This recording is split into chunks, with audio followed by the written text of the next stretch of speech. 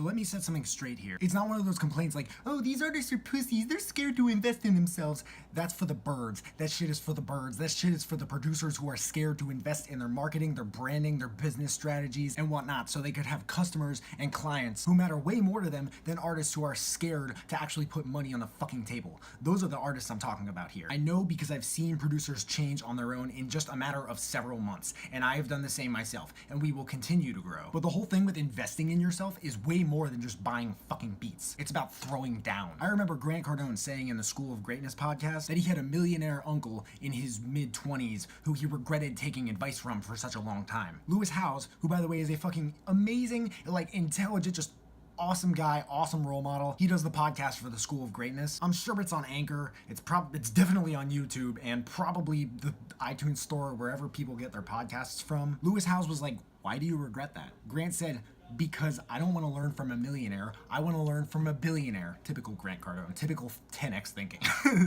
And I totally identify with this, so my eyes at that point were glued to the screen. Lewis was like, what's the difference between millionaires and billionaires? What do billionaires do differently? Grant was like, they throw down. Millionaires don't care about anything but saving. Billionaires are totally different. Grant is a billionaire in the making, by the way. His net worth at the moment is somewhere between $350 and $450 million.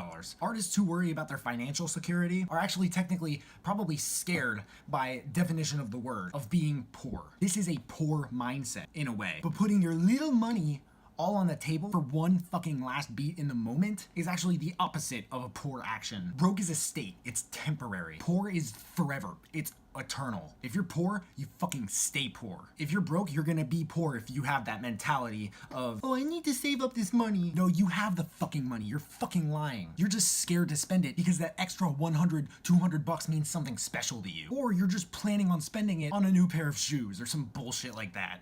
You don't understand, Sam. That's not the case. Well, even if that's not the case, save some money on a daily or weekly or monthly basis until you straight up have enough in a little savings account. How do you do this?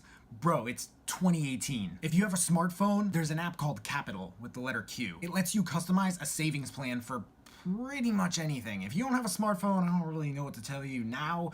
If you hit up my email or something in a month or so, maybe I'll know. So for me, right now I'm putting 20 to the side every week for a brake replacement, right? The brakes barely pass the inspection. I've been putting so much money into music, but I'm bouncing back. I've just been throwing down like a billionaire would, or maybe one in the making. So throw down. Don't be a bitch. Don't say you don't have the money. If you have the money and you actually care about this rap shit, you will put it out there no matter what. You want that beat. You want that book. You want that consultation. The money does not matter as much. In fact, money, very objectively speaking, is valued like time because it is a universal belief system. The value you assign to it is actually completely made up. I'm not kidding. You made it up. You and your culture and your environment, you guys were like, look, Bob, this shit is important. It's like oxygen. You need it to breathe. If you have none in your bank account, then you are fucked entirely. If you have a lot, then we would all hate you because it means that you're greedy. That's how a lot of people in the middle class actually talk about and treat money. I swear you would be surprised. Personally, I never really assigned a value to money from the get, at least particularly for a long time. I had to create it for myself because I noticed at some point that nobody was voluntarily doing it for me. Thank goodness. I wasn't raised in a low income nor high income household. I was kind of financially comfortable in my family. I'm very grateful for that, but I feel super guilty that others are being raised and are raised and have been raised in low-income neighborhoods or households, and I think it's fucked up that they have to deal with it. That's why I'm putting this viewpoint out there. Money is like sex. It is like drugs. It is a very taboo topic that every human, especially in Western culture, has to deal with at some point. And when you mention it to most of those humans, they will go completely insane. But I feel like all of that is as important a reason to take it seriously as it is a reason to approach it promptly and be like, okay, I can actually do this. No lack of or surplus of it is gonna really affect me in the long run because I can always do something about that. There are no limits. If you care enough, you'll act on that fear instead of letting it control you. Don't let time dictate it. Don't let time feed your fears. Buy that fucking beat. Buy that fucking book. Buy that fucking consultation and fucking take notes on it. I spend more money on books than I do on food every month. And I'm not losing or gaining any weight. If you don't buy it, I swear no matter who you are wasting your fucking time and energy. Your next level in life,